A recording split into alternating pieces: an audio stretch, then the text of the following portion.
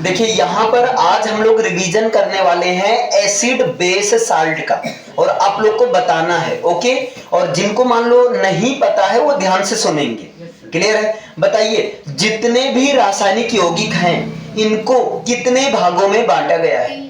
तीन भागों में बांटा गया है। कौन कौन से? अम्ल, क्षार और लवण। Acid base and salt. वो भी किस आधार पर? रासायनिक गुणों के आधार पर। अब बताइए, अम्ल कैसे होता है? स्वाद में कैसे होता है? खट्टा होता है। अम्ल नीले लिटमस पेपर को क्या कर देता है? लाल कर देता है। और अम्ल जलीय विलयन में कौन सा आयन देता है? अम्ल जलीय विलयन में H+ आयन देता है। और अम्ल का pH मान कितना होता है? 7 से कम होता है। अम्ल की एग्जाम्पल कौन है?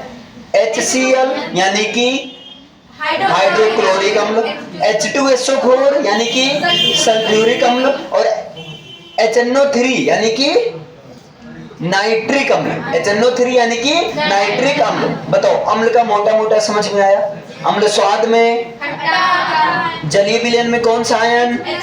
H+ ion. नीले लिटमस पेपर को pH मान 7 से कम होता है। अम्ल के example HCl, H2SO4, HNO3। HCl मतलब हाइड्रोक्लोरिक अम्ल, HNO3 मतलब नाइट्रिक अम्ल, और इसके बाद H2SO4 मीन्स सल्फ्यूरिक अम्ल। बताइए, इतना क्लियर है सबको? नींबू खट्टा होता है क्योंकि नींबू में कौन सा अम्ल होता है? साइट्रिक अम्ल होता है, C6H8O7। अब बताइए, क्षार स्वाद में कैसा होता है? कड़वा होता है या तीखा होता है? क्षार लाल लिटमस पेपर को क्या कर देता है? नीला कर देता है। क्षार जलीय विलयन में कौन सा आयन देता है? OH- आयन देता है। और क्षार का pH मान क्या होता है? 7 से अधिक होता है। क्षार के एग्जाम्पल कौन से हैं? NaOH यानी कि सोडियम हाइड्रोक्साइड या कास्टिक सोडा, KOH यानी कि पोटेशियम हाइड्रोक्साइड यानी कि कास्टिक पोटास, CaOH का होल ट्वाइस यानी कि कैल्शियम हाइड्रोक्साइड या बुझा हुआ चूना। Very good. इसके बाद NH4OH का मतलब अमोनियम हाइड्रोक्साइड। NH4OH का मतलब अमोनियम हाइड्रोक्साइड। समझ में आया? इतना क्लियर है सबको? अब बताइए, साल्ट क्या होता है? नमक। अरे नमक होता है, ठीक है, जो जलीय विलयन में ना तो H+ आयन दे ना ही OH- आयन दे, वो क्या होता है? क्षार होता है। और सॉरी, क्षार नहीं, साल्ट यानी कि लवण यानी कि क्या? नमक होता है। क्लियर है ना? अच्छा, क्षार साल्ट कैसे बनता है? अम्ल और क्षार की परस्पर उदासीनीकरण अभिक्रिया से प्राप्त होता है। अम्ल कैसे प्राप्त होता है? अरे, साल्ट कैसे प्राप्त होता है? अम्ल और क्षार के परस्पर उदासीनीकरण के फलस्वरूप प्राप्त होता है साल्ट। सबको समझ में आया? अच्छा बताइए, जब क्षार और अम्ल मिलता है तब क्या बनता है? जब क्षार और अम्ल मिलता है तब बनता है साल्ट, और साल्ट के साथ और क्या बनता है? जल बनता है, यानी कि H2O बनता है। क्या बनता है? H2O बनता है। अब बताइए, साल्ट के एग्जाम्पल बता दीजिए। एक हो जाएगा NaCl, दूसरा हो जाएगा CaCl2 यानी कि, अच्छा, और क्या होता है? K2SO4। ऐसे फिटकरी क्या है? अम्ल क्षार साल्ट में से क्या है? एसिड बेस साल्ट में से क्या है? कैसा साल्ट है? डबल साल्ट है, द्विक लवण है। चलिए बताइए, अब इसके बाद आर्हेनियस के अनुसार, आर्हेनियस ने अपना सिद्धांत, आयनन सिद्धांत कब दिया था? 1884 में दिया था। आर्हेनियस के अनुसार अम्ल वे पदार्थ होते हैं जो जलीय विलयन में H+ आयन देते हैं। क्षार वे पदार्थ होते हैं जो जलीय विलयन में OH- आयन देते हैं। H+ आयन का मतलब हाइड्रोजन आयन, OH- आयन का मतलब हाइड्रोक्सिल आयन या हाइड्रोक्साइड आयन। अम्ल कितने प्रकार के? दो प्रकार के, प्रबल अम्ल और दुर्बल अम्ल। प्रबल अम्ल जो जल में पूर्णतया आयनित होकर H+ आयन देता हो, है ना। और दुर्बल अम्ल का मतलब जो जल में आंशिक रूप से आयनित हो, जो जल में आंशिक रूप से आयनित हो। अब बताए प्रबल अम्ल के एग्जाम्पल क्या है? H2SO4 यानी कि सल्फ्यूरिक अम्ल, HCl यानी कि हाइड्रोक्लोरिक अम्ल, HNO3 यानी कि नाइट्रिक अम्ल। और दुर्बल अम्ल के एग्जाम्पल क्या है?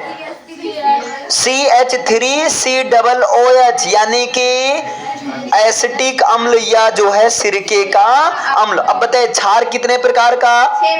2 प्रकार का। क्षार कितने प्रकार का? 2 प्रकार का, प्रबल क्षार और दुर्बल क्षार। प्रबल क्षार क्या होता है? जो जल में पूर्णतः आयनित होकर कौन सा आयन दे? OH माइनस आयन दे, हाइड्रोक्सिल आयन दे। ओम अब जाओ बच्चा। दुर्बल क्षार क्या होता है? जो जल में आंशिक रूप से घुलकर कौन सा आयन दे? OH माइनस आयन दे, या जो जल में पूरी तरह से नहीं बल्कि आंशिक रूप से आयनित हो, वो होता है दुर्बल क्षार। प्रबल क्षार के एग्जाम्पल क्या है? NaOH। NaOH का मतलब कास्टिक सोडा या सोडियम हाइड्रोक्साइड। दूसरा KOH। KOH का मतलब क्या? पोटेशियम हाइड्रोक्साइड यानी कि कास्टिक पोटास। दुर्बल क्षार के एग्जाम्पल क्या है? NH4OH यानी कि अमोनियम हाइड्रोक्साइड। अब बताए साल्ट कितने प्रकार के होते हैं? 6 प्रकार के। पहले सबका नाम बताओ। पहला सामान्य साल्ट, नॉर्मल साल्ट। दूसरा अम्लीय साल्ट। तीसरा क्षारीय साल्ट। चौथा द्विक साल्ट या द्विक लवण बोल दो। पांचवा मिश्रित लवण। और नेक्स्ट संकर लवण, कॉम्प्लेक्स साल्ट। क्लियर है? अब बताए साधारण लवण यानी कि सामान्य लवण या नॉर्मल साल्ट, कॉमन साल्ट क्या होता है? ऐसा साल्ट जो अम्ल और क्षार के पूर्ण उदासीनीकरण अभिक्रिया से बनता है, उसे क्या कहते हैं? सामान्य कॉमन साल्ट कहते हैं। नॉर्मल साल्ट किसे कहते हैं? ऐसा साल्ट जो अम्ल और क्षार के पूर्ण उदासीनीकरण अभिक्रिया के फलस्वरूप बनता है। एग्जाम्पल क्या होगा? NaCl यानी कि sodium chloride, KNO3 potassium chloride, Na2SO4 sodium sulphate. Clear है? अब बताए कास्टिक सोडा में यानी कि NaOH में जब HCl मिलाएंगे तब क्या बनाएंगे? NaCl और इसके साथ जल बनेगा। ओके, अब बताइए नेक्स्ट बताइए अम्लीय साल्ट क्या होता है? ऐसे साल्ट जो किसी अम्ल में से, है ना, ऐसे साल्ट जिनमें अम्ल का कुछ हिस्सा यानी कि हाइड्रोजन आयन रह जाता है, उसे क्या कहते हैं? अम्लीय साल्ट कहते हैं। ऐसा साल्ट जिसमें अम्ल का यानी कि H+ आयन का कुछ अंश रहता है या रह जाता है, उसे क्या कहते हैं? अम्लीय साल्ट कहते हैं। जैसे H2SO4 से कौन सा बनाया जाता है? NaHSO4। आगे बताइए H2CO3 से क्या बनाया जाता है? H2CO3 NaHCO3 बनाया जाता है। H3PO4 से कौन सा अम्लीय साल्ट बनाया जाता है? H3PO4 से 2 बनाया जाता है, एक तो NaHPO4 और दूसरा Na2H2PO4। अब बताइए क्षारीय साल्ट क्या होता है? ऐसा साल्ट जिनमें, है ना, क्षार का यानी कि हाइड्रोक्साइड आयन या हाइड्रोक्सिल आयन रहता है, उसे क्या कहते हैं? क्षारीय साल्ट कहते हैं। अब क्षारीय साल्ट के एग्जांपल क्या है? FeOH का होल थ्राइस से क्या बनता है? FeOH का होल ट्वाइस Cl। आगे बताइए PbOH का होल ट्वाइस से क्या बनता है? PbOH NO3 बनता है। ऊपर से जा रहा है क्या? जाएगा बच्चा। क्लियर है? ये रिवीजन क्लास है। अगर आपको डिटेल में चाहिए होगा तो आप कमेंट कर सकते हैं, मैं आपके पास वीडियोज भेज दूंगा। पूरा 1 घंटे में पूरा चैप्टर मैंने रिवीजन करवा दिया, बढ़िया बकायदा अच्छे नोट्स के साथ। चलिए अब बताए द्विक लवण किसे कहते हैं? डबल साल्ट क्या होता है? जब 2 सरल प्रकार के साल्ट को जलीय विलयन से वाष्पीकृत करके बनाया जाता है तो ऐसे साल्ट को क्या कहते हैं? द्विक लवण कहते हैं। द्विक लवण के एग्जाम्पल क्या है? फिटकरी। फिटकरी का सूत्र क्या है? K2SO4 into Al2SO4 का होल थ्राइस into 24H2O क्या होगा? बताइए फिटकरी का सूत्र क्या होगा? K2SO4 इंटू Al2SO4 का होल थ्राइस इंटू 24H2O। फिटकरी कौन कौन से साल्ट से बना है? K2SO4 से और Al2SO4 का होल थ्राइस से बना है। क्लियर है ना? समझ में आया? अच्छा, और एक मोहर लवण है। मोहर लवण का सूत्र होता है FeSO4 NH4 का whole twice SO4 into 6H2O। Clear है? अब मिश्रित लवण किसे कहते हैं? ऐसे लवण जिनमें एक से अधिक प्रकार के धनायन उपस्थित हो या ऋणायन उपस्थित हो, उसे मिश्रित लवण कहते हैं। एग्जाम्पल कौन आते हैं? बताइए। NaKSO4 क्या आता है? मिश्रित लवण का एग्जाम्पल क्या है? NaKSO4। और क्या? माइक्रोकास्मिक लवण NaNH4 और इंटू HPO4। आगे बताइए भैया, संकर लवण किसे कहते हैं? ऐसे लवण जो कई प्रकार के है ना साल्ट को मिलाकर बनाया जाता है, उसे क्या कहते हैं? संकर लवण कहते हैं। इसके एग्जाम्पल क्या है? क्यूप्रिक अमोनियम सल्फेट CuNH3 का होल 4 एक बड़े से ब्रैकेट में इंटू SO4। क्लियर है? आगे बताइए। साधारण नमक, हाँ अब बताइए एक एक। साधारण नमक का रासायनिक नाम? Sodium chloride. अणुसूत्र NaCl। अणुसूत्र क्या होगा? NaCl। अणुभार क्या होगा? 58.5। साधारण नमक को कैसे प्राप्त किया जाता है? बताइए।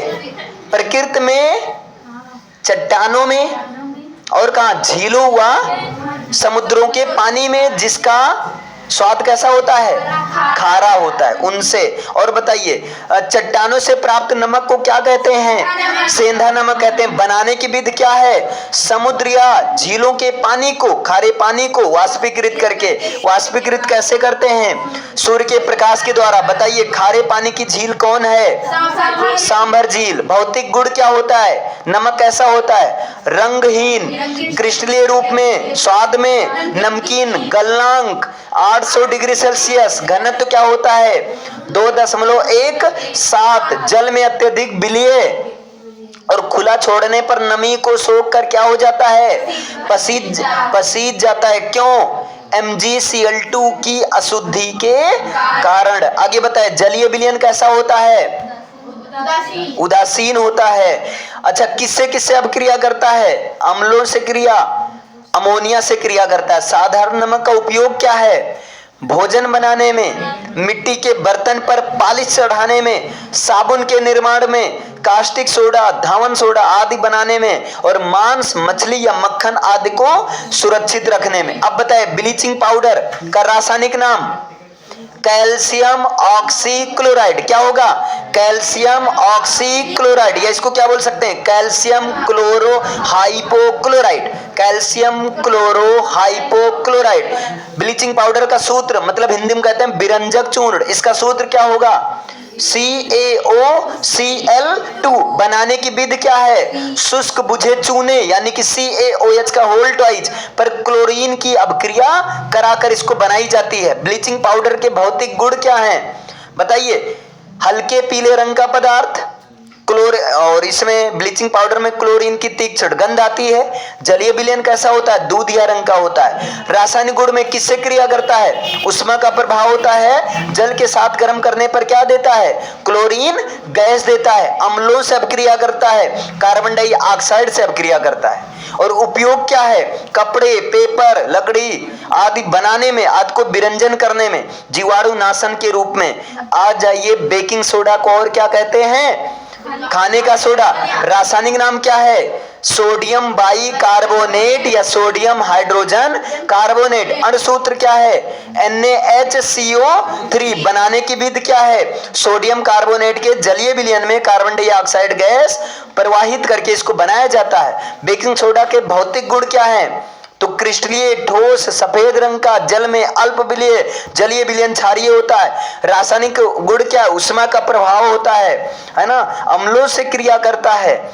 और जो है बताइए इसका उपयोग क्या है? बेकिंग पाउडर बनाने में, अग्निशामक यंत्रों में, पूत मतलब प्रतिरोधी के रूप में, प्रयोगशाला में अभिकर्मक के रूप में। धावन सोडा का रासायनिक नाम क्या है? धावन सोडा को बेकिंग सोडा नहीं बल्कि वॉशिंग सोडा कहते हैं। धावन सोडा को और क्या कहते हैं? वॉशिंग सोडा या धोने का सोडा कहते हैं। रासायनिक सूत्र क्या होगा?